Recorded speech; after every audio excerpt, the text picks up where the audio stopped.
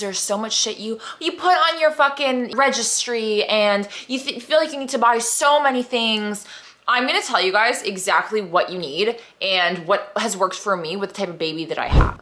It's so nice to do a video like this and not have to use a mic, because I usually do that for my podcast, this whole setup that you're seeing. So it might look familiar if you do follow me on the other account where I talk about dating, sex, love, and life. I do wanna discuss the things that I've actually used throughout motherhood up until now. It has been 11 months when I'm recording this postpartum.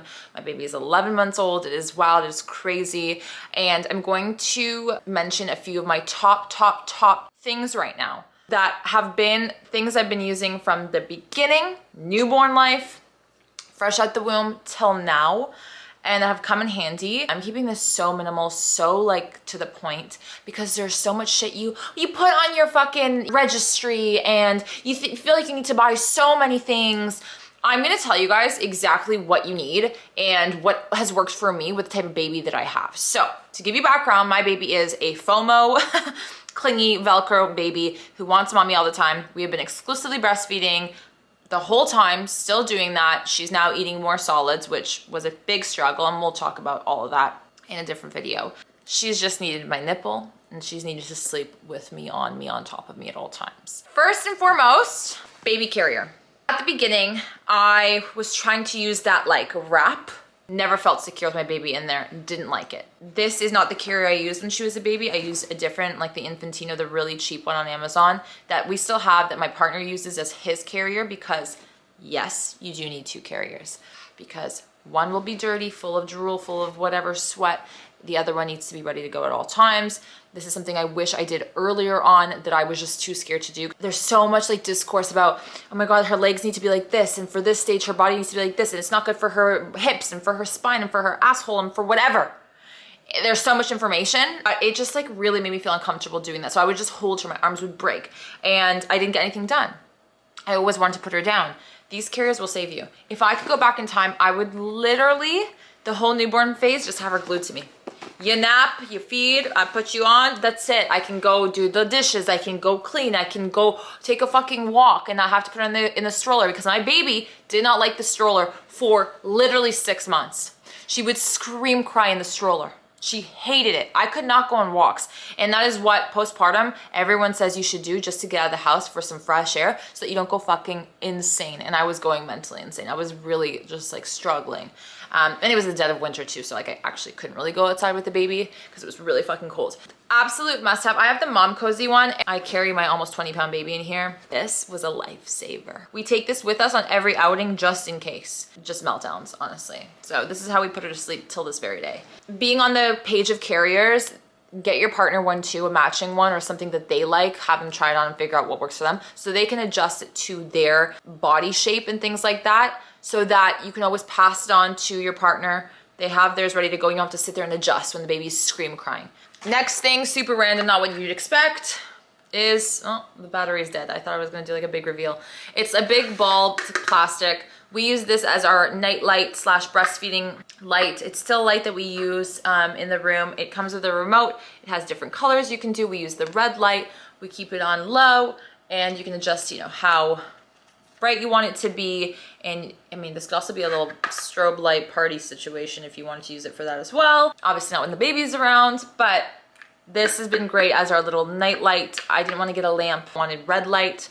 It really helps with keeping everyone sleepy. For nighttime changes too, we would use this on bright and keep it next to her change table. The baby can then use this as their little nightlight as they get older. And it is wireless too, so you just charge it up and you can use it and move it around, which is fabulous. So I think this is really great. I've had it on my Amazon storefront for a while. A great alternative that's cheap and cheerful. Next thing is the Mom Cozy Baby Nail File Kit. This is a must. You are not gonna be able to cut your baby's nails. It's so scary. It is so scary. Only use a file. I've been using it. She's 11 months. I still use it on her fingers. On her toenails, it's a little bit, I don't know why it's more challenging for me to use it. I feel like I'm gonna need clippers for her toenails soon, but it comes with different file heads, you know, whatever. I only use like the The middle ones, I've never used this. This is like really fucking intense. And this is like a buffer. Don't know what that's for. But anyways, they do wear down, the little pads, so you will need to get more, but they do sell like a package of them. I really like it. The battery life on this is great. You charge it up and you just press on it. There's 4 different speeds. I'm sure there's other versions of this. Doesn't have to be the Mom Cozy one, but this is the one I'm familiar with. Really like it, tried and true. I mean, it comes like this, great to transport with, put in the baby diaper bag, and you're good to go. You don't think about the nails, and it's really fucking intimidating when their fingernails are so tiny, especially in the newborn stage. They scratch themselves.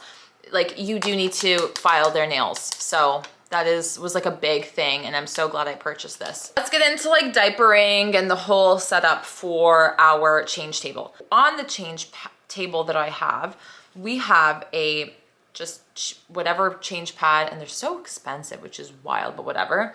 I just got the basic one, like a cheap one, whatever, that fit our change table, and then I put this on top. Okay, I don't have any covers or anything for it. That change table gets gnarly, okay? Especially as the baby gets older and their shit's changed, because they do, the texture and everything. Things can get really messy. I put a literal dog pee pad on the change table, and I always replace it, okay? I wipe down the change pad, I put this on top, and so it's less having to wipe down the change table, right? Because this is what gets dirty, this is what touches their private parts. I roll it up and move on, especially if you're doing it alone for most of the day and you don't have like another pair of hands to like wipe after every use, and you're holding the baby and the baby's really like needy and whatever the case is. You want something that's easy, this is great. You just ball it up with one hand, toss it, and move on. I get the 100 pack of these training pads. They last me a long time. I even take this and put it in the diaper bag. So when I go out and about in public, I lay 1 or 2 of these out on the change pad, the public change pads, which are disgusting, like those change tables, or like literally anywhere I'll lay her down. Even in her stroller, I've been changing her, and I just put one down in case she pees while I'm changing her, which does happen, guys and girls. It's worse for guys, so I've heard, but sometimes she has these like moments where she pees, or in the nighttime if I need to change her for whatever reason, which we don't do much of that now. You do for the majority of their first year. Sometimes they'll pee while you're changing them because they get a hit of cold air. So this just absorbs the pee and doesn't cause mess, doesn't cause as much cleanup. So this is really great. I highly recommend you purchase these. Staying on the diapering situation, these are the creams that I have been loving, obsessed with, has done nothing but good things for my baby's skin, has not irritated her in any way, and they're not cheap. They're not cheap, and they're tiny. Like, this is fucking ridiculous. But I will splurge on shit for my baby. That's the truth. On things that make sense to splurge on. And everything else does, like anything that is on this video, honestly, you don't really fucking need. This is for her diaper, her little bum bum. It's organic diaper balm. This is gone. Like, I need to order more, and I just put a tiny bit around once it's fully dry, okay? When you put any of these creams on wet skin, it locks in the moisture, which is not good, because then that can create rashes. So you want to make sure her skin is really dry. You put a little bit of this all over wherever, you know, the diaper comes into a lot of friction and contact with the skin, and it helps to kind of create a barrier. This I use as an everyday baby balm post bath, especially in our climate in Canada. It's fucking freezing and disgusting. Can you tell I love this country? I just take, again, this is also just to show you guys I'm tried and true, basically almost done that. I repurchased these a million times, love them to death. They're fucking expensive, but it is what it is. And this is also super clean ingredients. I don't just like look at the label that says organic or clean. I actually read the ingredients, and if I don't know what each thing is, I'm not getting it. You know, I do my research. I'm a bit psycho. So phenomenal. Little goes a long way. Baby loves its skin. Oh, everything's just beautiful. It doesn't smell like anything. It doesn't smell like anything special. It just smells like what you think a natural cream would smell like. Something that is funny but necessary no one talks about is boogers in the baby's nose. The nostrils are so small, and like there's no comfortable way of getting those boogers out, especially if they're dried boogers. I try and, like, when I'm giving her a bath, just kind of use my fingers and wet her nose area, and then that kind of helps like release all of the little boogies up in there. But this is a booger picker by Frida. You gotta be careful, obviously, because you don't want to go too far up and like whatever. And it is intimidating, especially when it's like your first baby and you don't know what to do. But there's 2 sides, this little section, which is great to get some boogers out from the sides of the nose and whatever. And then there's this one, which is a little bit too like pointed and sharp. I haven't really used this besides maybe like getting stuff under her nails like out, right? Like I don't think I've ever used this. And it flips. Oh, you got another side. I forgot about this side, which I'd never really used. And this one, there's one that is just not curved as much. Anyways, I've sanitized this a lot, so it's a bit warped, but this is the booger picker, and I just go and flick it out. You got no choice. It's one of the wonderful things about motherhood and having a baby. You got to pick out their boogers and wipe ass all day. So some people like the booger sucker. For me, we didn't have much luck with that. Knock on wood, she hasn't had a cold or anything like that, so we might need that. I have it, as well as like a saline spray or like a natural salt water spray or whatever. I don't even use the spray part. I used to use a dropper and just put like 1 or 2 drops around her nose, and it would kind of go in there and clean that area. And then I would go in with the booger sucker, because when she was born, she was very like congested, but not from like boogers, just from like the gunk of, you know, being born. And so she was like very congested.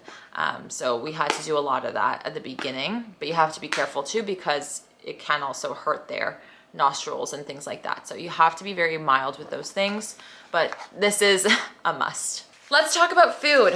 I have learned so much about the feeding process, and more to come in another video where I sit you down about breastfeeding, about food, and about sleeping. Those like 3 hot topics. I'm going to talk about my experience with them within the first year. Those were the most traumatizing parts of motherhood in my opinion. When you start feeding your baby is going to go crazy messy. And I'm not feeding my baby with the spoon. I'm letting my baby kind of do its own thing.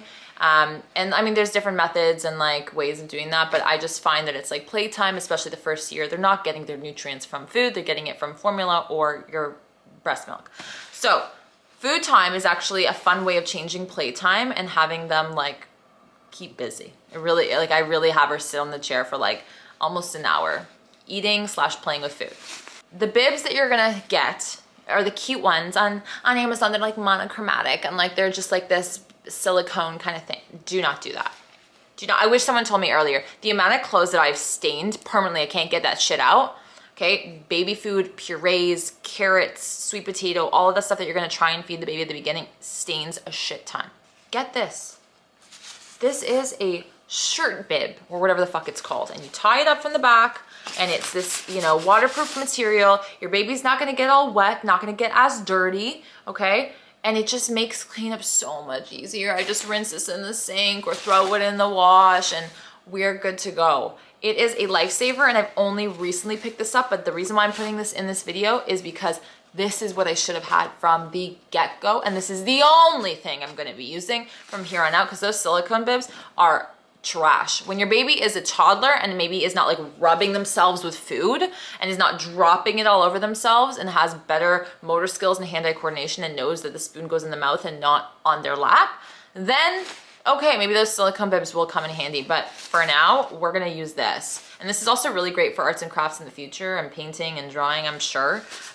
We're gonna have plenty of uses for this. I got like a 5-pack of this. They're cute, I love the prints, they're fun, and it does its job. It's been fantastic. So thank goodness for this. Speaking of like bibs and things like that, cloth bibs. I don't love these triangle ones, but when teething hits, just in general, baby drools a ton, and you don't want to get a drool rash around the neck, because that's the worst. It gets itchy, and when it heals, it gets dry and flaky, and your baby starts touching it, itching it. Been there, done that. Get a cloth bib where it's sort of like a towel, where it has absorption power. Not those cute bibs that are just cute. I get it, we wanna be cute, but then your baby suffers. Then you suffer with the cleanup and all the wet shirts and the amount of change of clothes you have to do. Get a good bib, switch it every half an hour, every 10, 15 minutes, depending on how soaked it gets. Have a ton of these, ask for a ton of them, like quantity of 1,000 on your registry if you can, because these are great. I'll link the ones that I have, some of the ones I have that I enjoy, that I think have worked well. You will need to replace them every few minutes, especially if your baby is like in the height of teething and like everything is just getting soaked. At least when they're playing with their chew toys or whatever, they're chilling, they're not going to soak through their clothes, and then the clothes that are wet, they stay against their skin, again, causing rashes. It's so uncomfortable and can make them really fussy as well. So tons and tons of bibs are an absolute must. And at first, when I first had all these bibs, my baby wasn't drooling until like around 4 months or 3 months.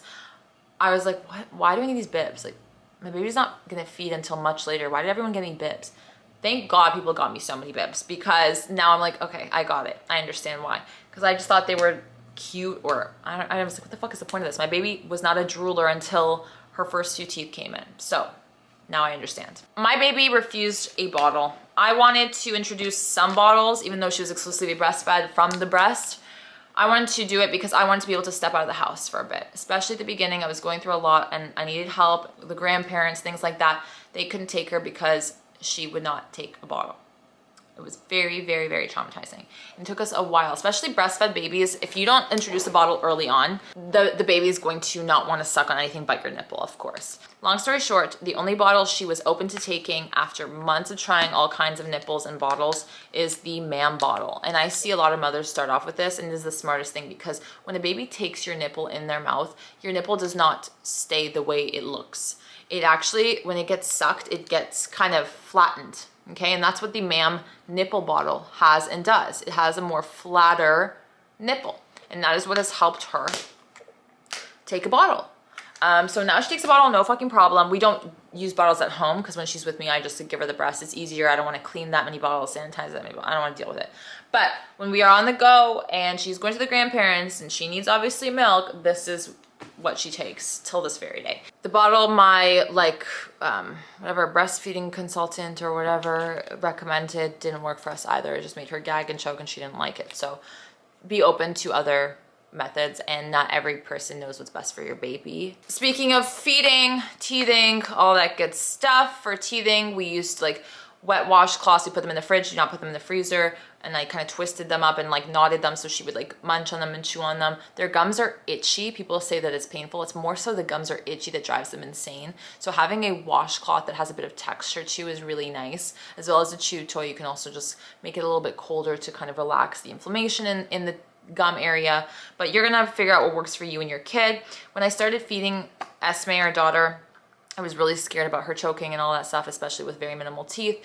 And I did introduce food much later than I was told to, just because internally I didn't feel like it was the right time for her and for us. So this is something that I purchased. It's the Haka, whatever, people use this for teething. It comes with like little ice molds that you put your breast milk in, you put in the freezer, and they look like little kind of pill shape, and you put them inside of this guy, and then your baby can kind of munch on it and get the breast milk a little bit so it tastes nice for them.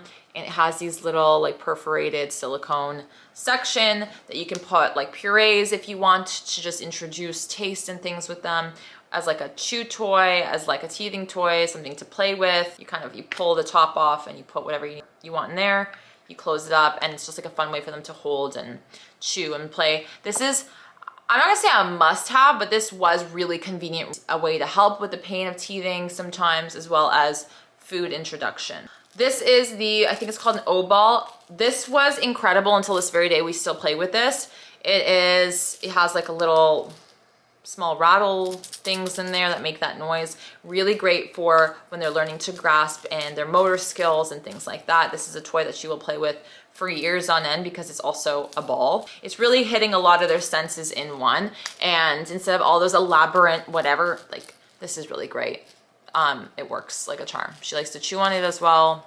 I've put it in the sanitizer. I've washed it a million times. It's called the O-ball. Really, really enjoyed this. And this is the only toy I will mention in this video because there's nothing else. There's blocks and all these Montessori things. Like, yeah, your baby will like it because it's new for 2.5 seconds and then they'll get over it, especially at this age range, under a year. This book, and they're from the Flower Pot Press. I think it's what, yeah, that's, I don't know, the publishing, whatever.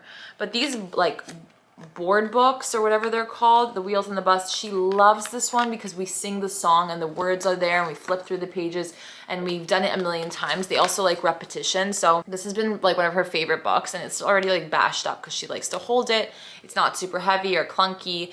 She can throw it. It's not like papers where it's gonna rip or get crinkled. So this has been really great. It's a small little size. You can also take it on the go. It has these little tabs which make it easier for her to flip through the pages.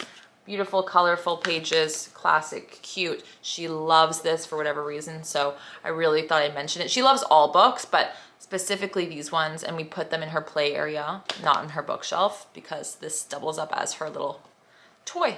Okay, few mentions that I don't have here. The Baby Bjorn, however the fuck you say it, chair. Worth the hype, worth every dollar. We loved it. It was our lifesaver almost as much as the carrier. We got that a little bit later on, but her sitting there, it's a bit of a bouncer, was the best. We had a rocking chair that was gifted to us that I had on my registry that she really didn't care for. Unfortunately, it was beautiful, but she didn't care for, and like the ones that like swing and rock her back and forth, never put her to sleep because of the type of baby that she is. But those chairs helped us. Like when I need to pee, I would put that chair in the washroom, she'd sit right there and watch me. You need something to kind of hold your baby and contain your baby when you need to do the things like go to the washroom, take a shower.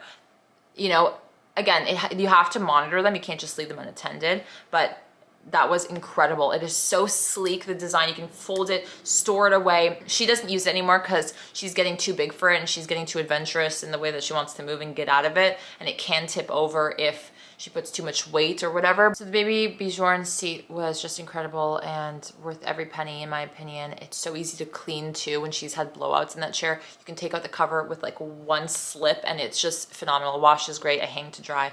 Never had any problems with it. We're keeping it.